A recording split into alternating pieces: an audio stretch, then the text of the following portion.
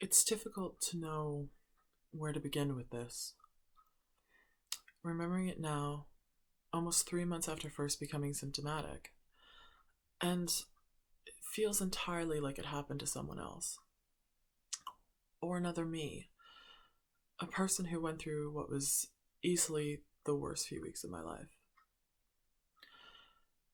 But that's how we survive, isn't it? We tell ourselves stories to cope, but it's easy for those stories to become more rational than emotional, more displaced from who we are and what that experience was. So I'll do my best to remember all sides of that story, to capture it in this moment, because I don't want it to become this story that I tell and I tell and I tell, and I move further and further away from the truth of that experience. I guess then a good place is to start with the facts. My name is Nat. I'm Canadian, but I've lived in London forever. And in theory, I should be finishing my PhD this fall, but I've never felt less inclined to become a non medical doctor, to be perfectly honest. But like many other Londoners, I would have become infected in what arguably was the lost week before lockdown, when the British government couldn't make up its mind about whether or not to lock down. The same week we saw Spain and France go into lockdown, following the steps of Italy a week or so prior. I remember feeling at the time that it was badly mishandled, and I still think that now. And I think about how many other people like me who became infected in that time frame. And I think of the ones who didn't make it out on the other side. And I feel a mix of rage and sadness for what we lost during those weeks. The rage and the sadness come in waves still, and I wonder if, when it eventually stops, it will be because we've collectively processed that grief, or if we've just become desensitized from the sheer volume of the loss we face.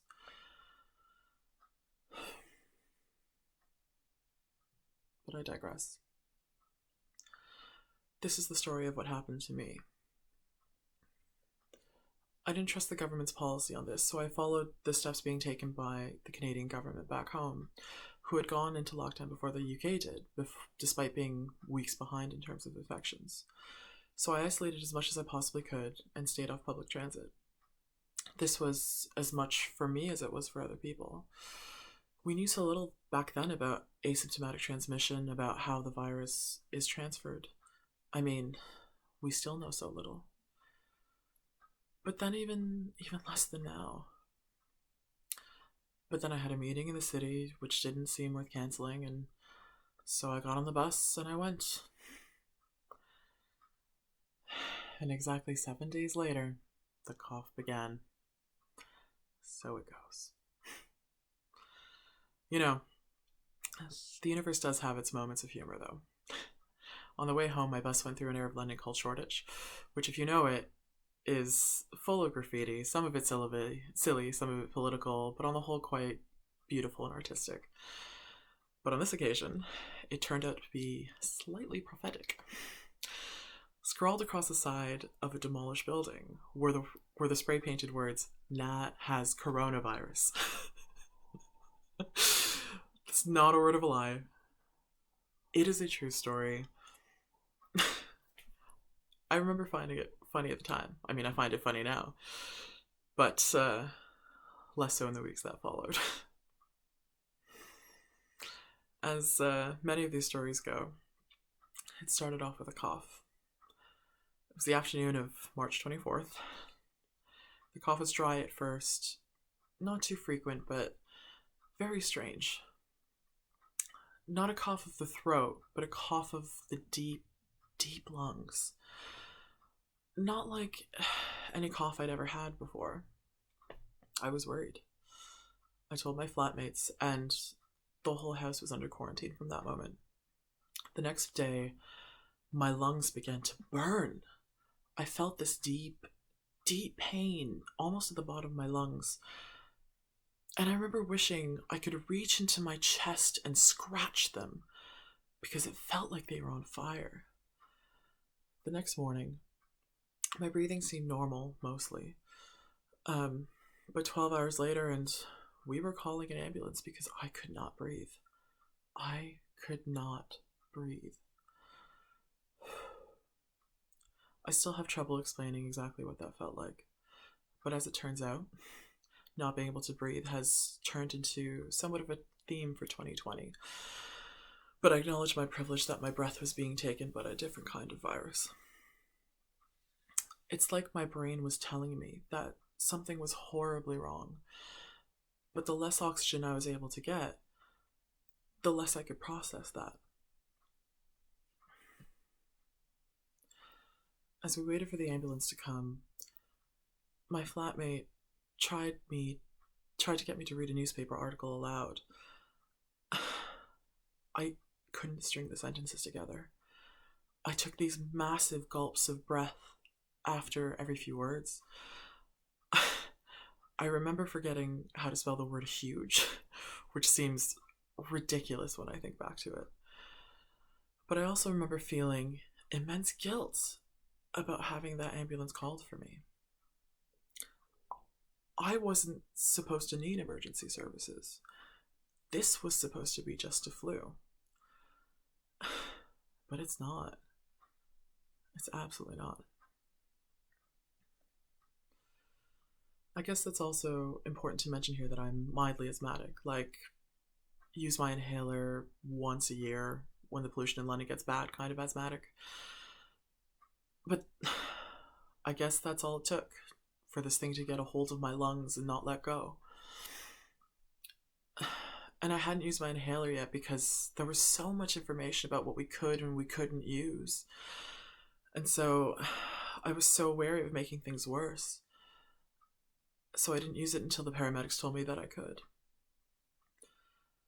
In any case, the paramedics effectively confirmed what I always suspected, but assessed that I could manage at home, so they left. From that point on, every 24 hours was a new, fresh hell of symptoms. The next day, day 3, my cough had almost entirely gone, but I had these sharp, stabbing pains in my upper abdomen every time I tried to catch my breath. Like my lungs were pressing against my ribs each time they inflated. My breathing got worse, and I had to take breaths and rests walking up the stairs of my own house. And over the next few days, the roller coaster continued. I kept waking myself up at night because I would stop breathing, which meant that I never got more than a couple of hours of sleep a night. Sometimes it felt like I was breathing in shards of glass. I lost my sense of taste of smell, which was very strange. I remember eating soup and drinking water, and I couldn't tell the difference between the two. I had this brain fog because my brain just wasn't getting enough oxygen. I could never get warm. And then my lungs started feeling cold, stiff. The best way to describe it, I guess, is that it's similar to when you go outside in very cold weather, say -20, and your lungs are shocked when they're filled with cold air. Every breath was like that, frigid, painful, stabbing. And then by day 7, I got the distinct feeling that although breath was going into my lungs, nothing was happening to it. As if it wasn't being oxygenated into my blood. And I continued to feel worse and worse. Mentally, too, I was exhausted. It's the long tail of this virus that gets you. The unending days of waiting to get better and only feeling worse.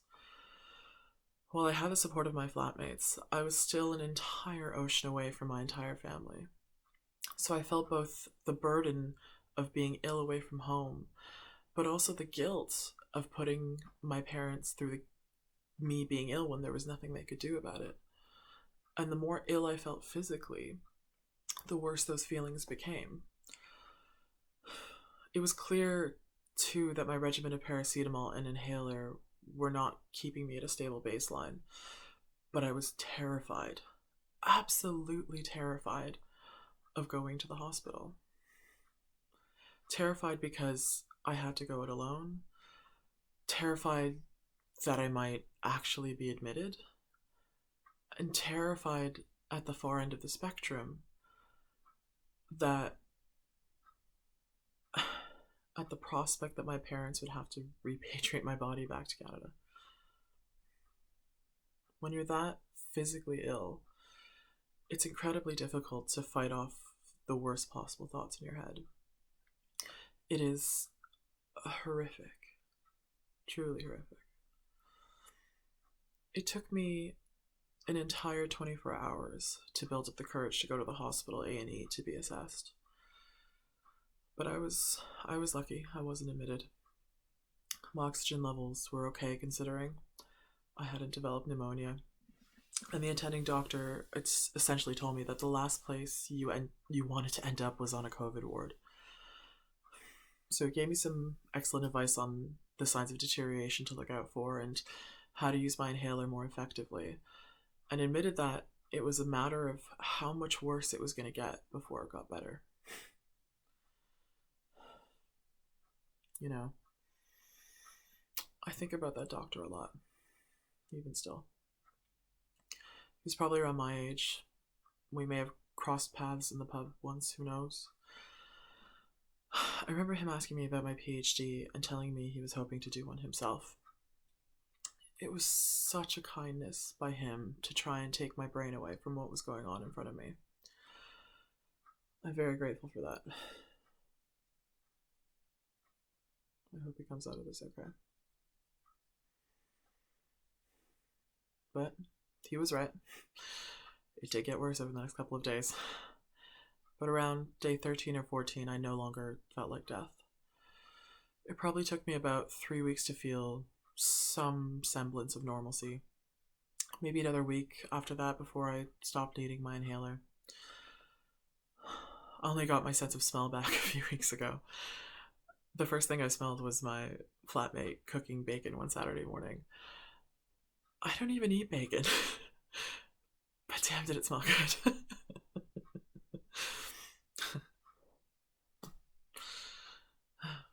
But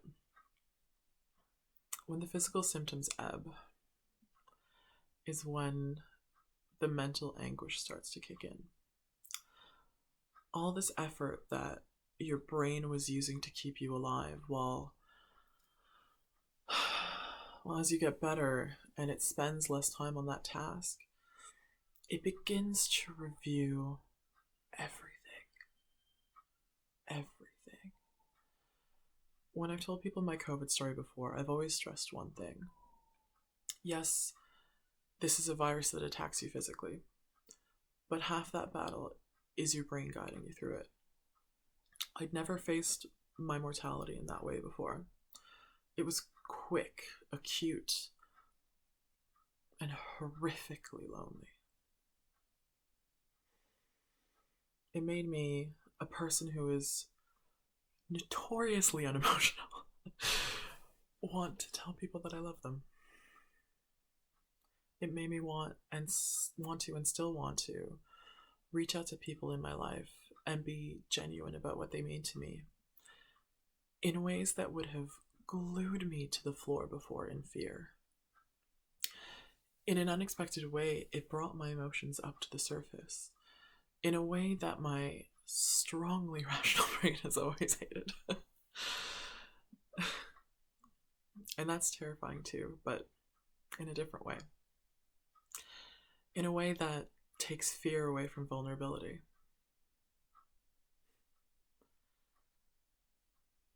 But I guess that's what happens when you can feel air in your lungs again after being without for so long. You start to think about all the other things that you've been without. It's so strange to try and find your life again amongst such death. It seems unfair to have played a kind of brinkmanship with fate, won, and then be left with the idea of, now what? I'm still trying to piece that now what together. But man, time is finite, isn't it? It is so finite.